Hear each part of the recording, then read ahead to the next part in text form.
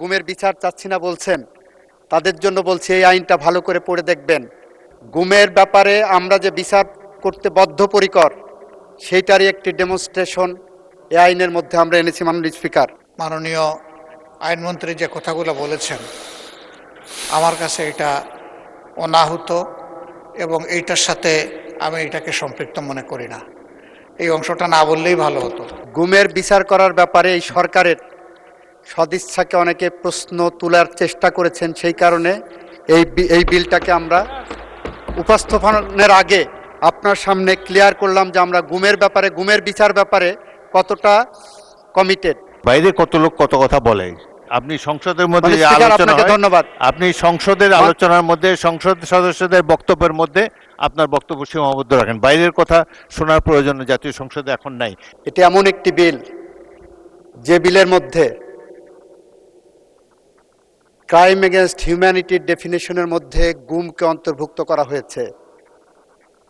এটি এমন একটি বিল যে বিলের মাধ্যমে আমরা আন্তর্জাতিক অপরাধ ট্রাইব্যুনালে গুমের বিচারকে সঠিক পথে নিয়ে যাওয়ার জন্য আমরা গুমকে একটি মানবতা বিরোধী অপরাধ হিসেবে ডিফাইন করেছি।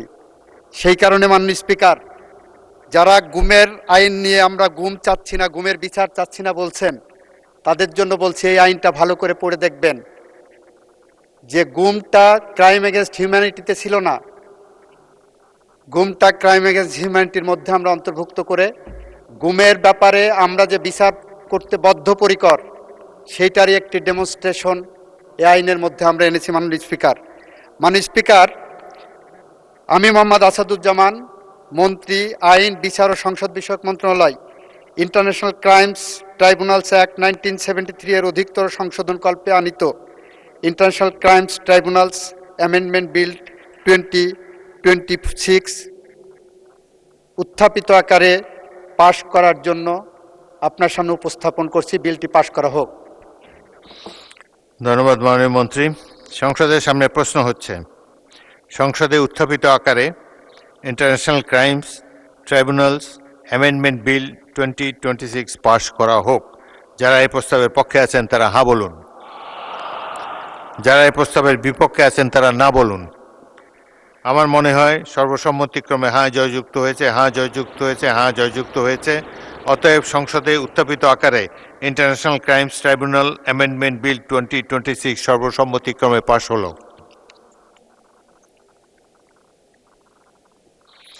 বিরোধী দলের নেতা বলুন। মাননীয় স্পিকার, আপনাকে ধন্যবাদ। এই বিলটি পাশ করা প্রসঙ্গে মাননীয় আইনমন্ত্রী যে কথাগুলো বলেছেন, আমার কাছে এটা অনাহুত এবং এইটার সাথে আমি এটাকে সম্পৃক্ত মনে করি না। এই অংশটা না বললেই ভালো হতো। ওই নির্দিষ্ট সময় যখন আসবে তখন আলোচনায় আমরা অংশগ্রহণ করব।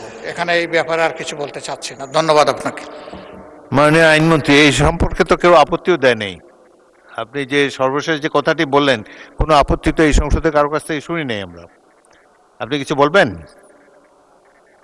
আইনমন্ত্রীকে মাইক দিন।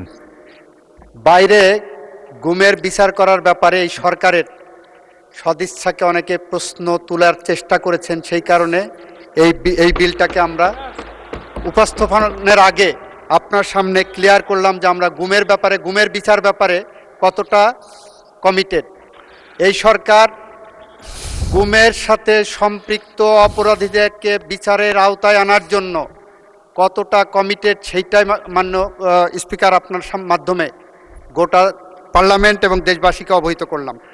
মাননীয় মন্ত্রী, বাইরে কত লোক কত কথা বলে, আপনি সংসদের মধ্যে যে আলোচনা হয়, ধন্যবাদ। আপনি সংসদের আলোচনার মধ্যে সংসদ সদস্যদের বক্তব্যের মধ্যে আপনার বক্তব্য সীমাবদ্ধ রাখেন। বাইরের কথা শোনার প্রয়োজন জাতীয় সংসদে এখন নাই। এখানে আইন অনুযায়ী, বিধি অনুযায়ী যেটি উত্থাপিত হবে সে ব্যাপারেই আমরা কার্যক্রম গ্রহণ করব। ধন্যবাদ। এ ব্যাপারে আর বক্তব্য শোনার প্রয়োজন নেই। ধন্যবাদ।